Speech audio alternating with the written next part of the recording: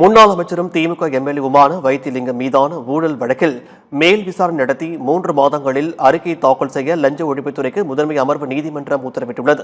முன்னாள் அமைச்சரான வைத்திலிங்கம் அதிமுக 2 அணிகளாக பிளவுபட்ட போது ஓபிஎஸ் அணியில் இடம்பெற்றிருந்தார். அதைத் தொடர்ந்து கடந்த சட்டசபை தேர்தலுக்கு முன்பாக திமுகவிற்கு தாவினார்.